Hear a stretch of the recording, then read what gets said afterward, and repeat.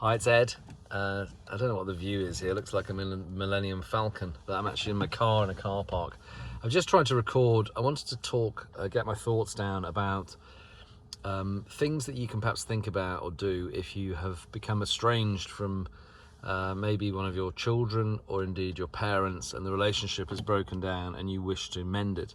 Now, obviously, we're not wishing to talk for everybody, and there are certain circumstances. I think most parents would want to be close to their children. I think it'd be highly unusual that as a parent you didn't want to have contact or have a good relationship with your kids. I think obviously with some parental, if your own parents, and I'm not talking about mine, but with some parents, people do choose after years of challenge to not have relationships, in fact any relationship with their parents, which again I think causes people anguish and hurt. So it's not about specifically, obviously your situation is unique and different, and there's lots of different kind of traumas and hurt and pain, and I'm not wishing to provide an answer that may not be appropriate. I'm just trying to offer up, on the back of some conversations, some insight into maybe things that may help if you're wishing to open a dialogue and build some bridges and repair a relationship that has broken down. And again, everyone is different. I'm not wishing to suggest this is not the only answer, and I'm not telling you that this is what you should do if indeed you want to. So I'm going on my own experience, as we do, Mark and I, and we do with all things. It's based upon personal experience, and it's done with the intention of trying to help you think about reconciliation if you believe that's appropriate. So again, this is a complex one to try and get across. Might take longer than 5 minutes. So firstly, no one is to blame, right? And again, I'm not making assumptions that someone may have done something terrible, and I'm not condoning any form of abuse in a relationship. There are probably very, very logical reasons why people are very hurt, and I'm not condoning 1 second that you should want to repair and reconcile with people that have seriously mistreated you. This is for people where, for example, you've lost contact, the relationship has broke down, there's personality clashes, maybe words have been had, someone's interfered with a relationship in terms of getting involved, or maybe it's basically where you've got personality differences and people are going through different things, and the relationship breaks down because there's a lot of clashing. And we'll leave it at that. I can't explain we can't talk about why every single relationship breaks down, but so let's assume that the relationship is broken down because of personality differences. Let's assume that you just don't get on, right, for whatever reason. And that's also fine, because people are different, right? You don't have to get on with people. What we're talking about here is having civil and hopefully growth relationships that get better over time, not worse. That's what we're talking about. And of course, I think most people want to have civil relationships with their children and probably their parents. It's a very natural thing, right? So the first thing to consider is that nobody's right and wrong. The person that you believe maybe has acted badly may think exactly the same of you. They probably do. So there isn't generally, you may think you've been the victim of something, or someone has treated you badly. It may actually be, and this happened to me recently, that the other person believes exactly the same thing. And you don't know what people, if you don't talk about it, you don't know. So second thing is, there doesn't have to be a reconciliation immediately. There doesn't have to be a big discussion where you sit down and find a solution, and someone says I'm sorry, and everybody's looking for apologies, which is a very human thing, right? Maybe you'll never get an apology of that person. That's one reality. You've got to be prepared for that. You won't maybe not get closure. That person may be waiting for an apology from you, so you'll be waiting a very long time for an apology from someone who believes that you owe them an apology, right? And that's generally why a lot of relationships break down, because one person believes the other one is wrong, and you're both wrong and you're both right. So if neither of you is right or wrong, and neither of you owes each other an apology, then someone has got to break the ice, right? Someone, and if you want to be, most people want to get back together to have some kind of relationship, but their ego and their mask prevents them striking first and doing something first, because they don't want to admit that they're wrong. They don't want to admit that that they're vulnerable, they don't want to probably admit that they miss you and they don't like it. People will sit generally with their ego telling them that they've been offended and therefore you are the problem, right? That's generally it. Now the fact is, who knows, right? You may very well be the problem. So if you are wishing to get someone to move forward, I would strongly suggest, rather than, again, fix it and have a big discussion and attribute blame and you did this, look forward. Don't look to the past and try and constantly unravel the history of your relationship with them. It's very, very difficult, and who knows what time has done, and who knows what people were going through at the time, and they probably, many of it is that they don't even know what they did because they don't have the skills, or they didn't have the awareness at the time, or they had other things going on in their lives, and therefore they don't know perhaps what they were like. And all people, number three, people are generally flawed, right? So they probably didn't know what they were doing, and again, I'm not condoning any form of abuse. So with all those factors, they possibly think that you're wrong, that no one's going to apologize really first, and the fact that ultimately they were flawed or you're flawed. It's hardly surprising that you reach a point where the whole thing is so difficult to reconcile.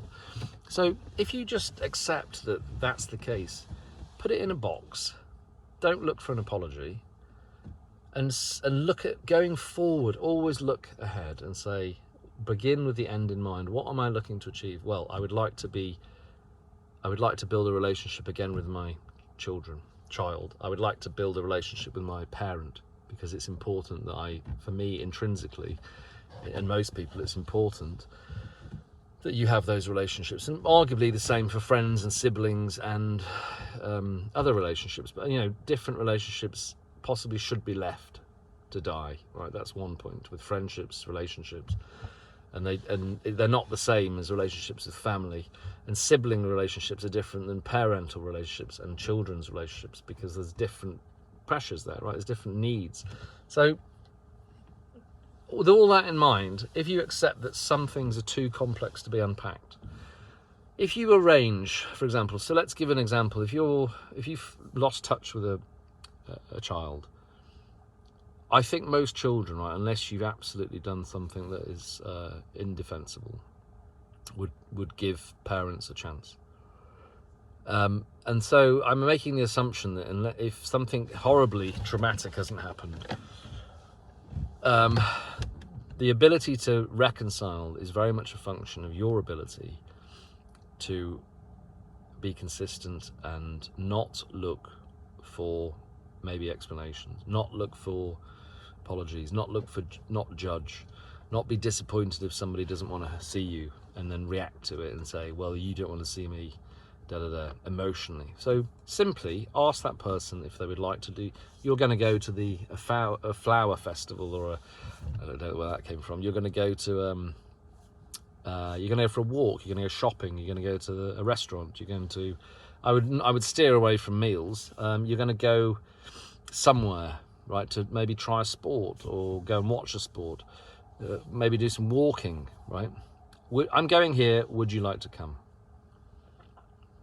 Now, that person may say, no, I'm busy, no thanks.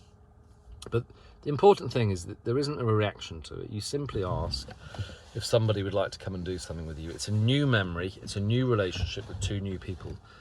You're not sitting across a cafe or a restaurant trying to talk about the past and who did what to who. You're moving forward with a non-confrontational event where you're simply trying to see if you enjoy the company of that person.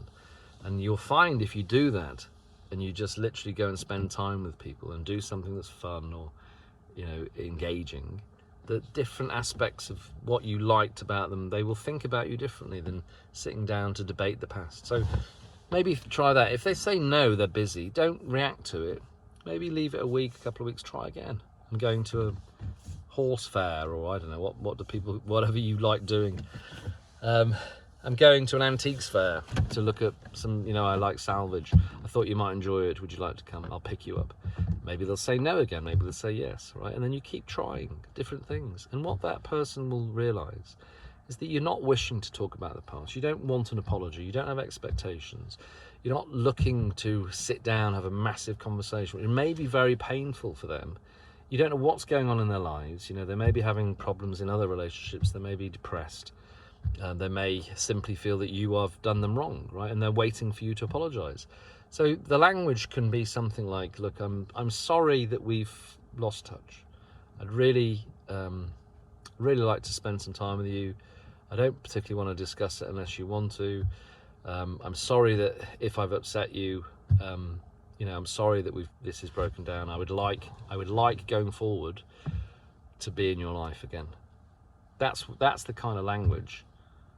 And if you feel able to apologize, in that way, then I would strongly suggest you do it. It's very hard for people, right? Because especially when you believe you've been wronged. And again, I'm not condoning abuse. I'm not saying you should forgive people and apologize if somebody's abused you. So again, someone's got to move first. And if you want to have that person in your life, everybody's going to have to move, right? Everyone's going to have to change. Everyone's going to have to accept and forgive. And you've got to be forward looking and find the positives in that person. Build new memories. Now, if that person, for whatever reason, still decides they don't want to see you and spend any time, and when you see them, don't make it about this issue. Just spend a couple of hours with them, drop them off, say goodbye, and then follow it up with, it was nice to spend some time with you. Leave it at that, right? Don't put, especially with children don't like expectations, right? Children don't want to necessarily talk about heavy stuff. They've got their own things going on. And I would say this, your feelings, right, about being hurt as a parent or a child, yes, you're hurt and you want to articulate that to the person that you think has hurt them. But the reality is they don't want to hear that. So you're going to have to swallow it, right? Many people do not want to sit down and be told by somebody that they've hurt them and that's the end of it. So what? I'm sure many people have hurt many people. You've probably hurt many people. And you're talking about your mum and dad and your children. People are going to hurt people in life. That's what happens. So repeating that when someone has got a lot on, a lot of stress, a lot of emotion, they don't want the guilt. People don't want to be made to feel guilty for whatever reason, right? If they want to apologize, they will apologize in their own time. They don't need you or anyone else telling them. The more you tell them what they've done wrong, the more they'll reject you. So you have to keep it to non-confrontational, non-judgmental, non-guilt shaming. You have to move forward like a new friendship, like a new relationship, and not dwelling in the past. So I hope some of this is making sense. It's really difficult to try and articulate it. If somebody is still ignoring you, refusing to see you, then again, you do not emotionally react. At that point, you can consider maybe this person simply doesn't want to get to know you. Now, what I would do in that instance, again, is not give up, because often there is a lot of pain there, and perhaps this person's attention seeking, perhaps they simply have built a narrative that you are a problem, and you may very well be. What I would suggest you do is I would suggest that you maybe write a note, just send a card on Easter, birthday, Christmas, again, not with a load of I love you, I miss you, a lot of emotional pressure, simply, hello, thinking of you, hope you enjoy this, love Ed, love Dad, love whatever it is, whoever you've got the problem with. And leave it at that. Send a gift, send some flowers, do it via Amazon, where you don't need to go around and hand deliver it.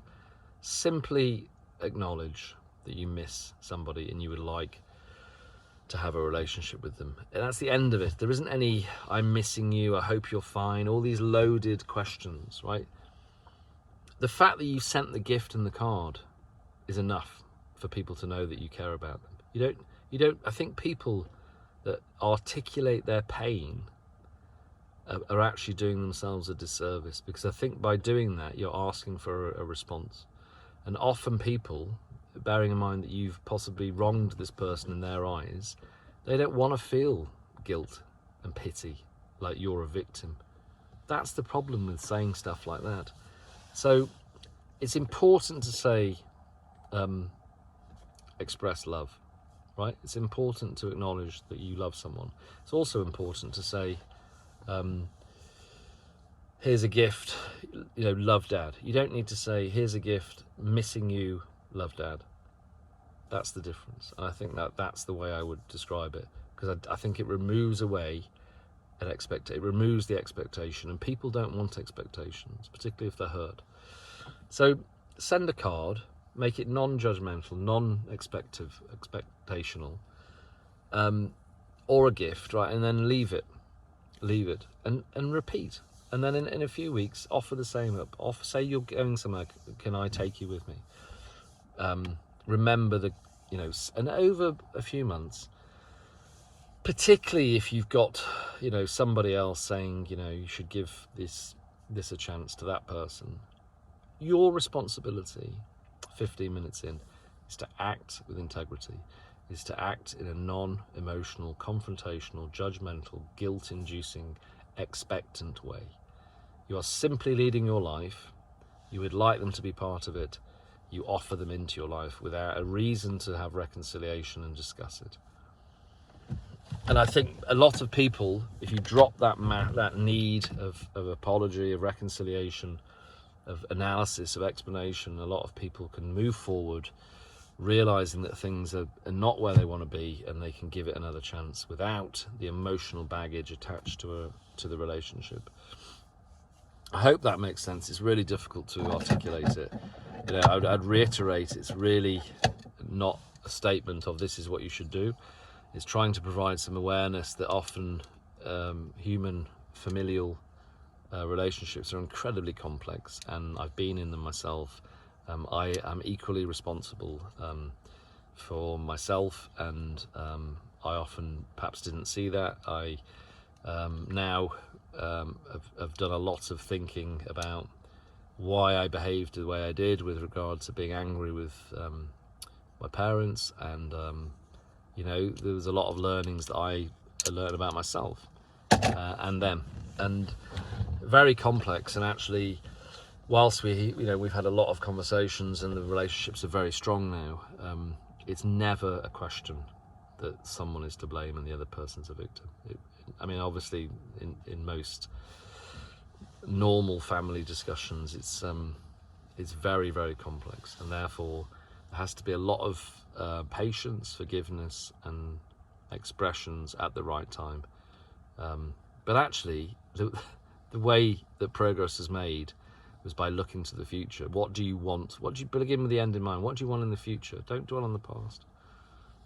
And there is a time for expressing things, and I'm afraid the reality is that often other people don't want to hear, and they won't apologise.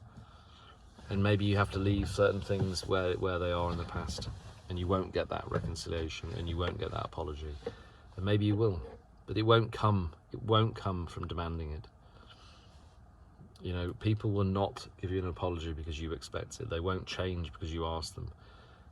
But if you don't heal what's hurt you, you'll bleed on people that haven't cut you. And if you don't resolve your pain over those meaningful relationships, it will just carry on into lots of other different aspects of your life. So by coming to peace with something, you come to peace with something, even if that relationship doesn't improve.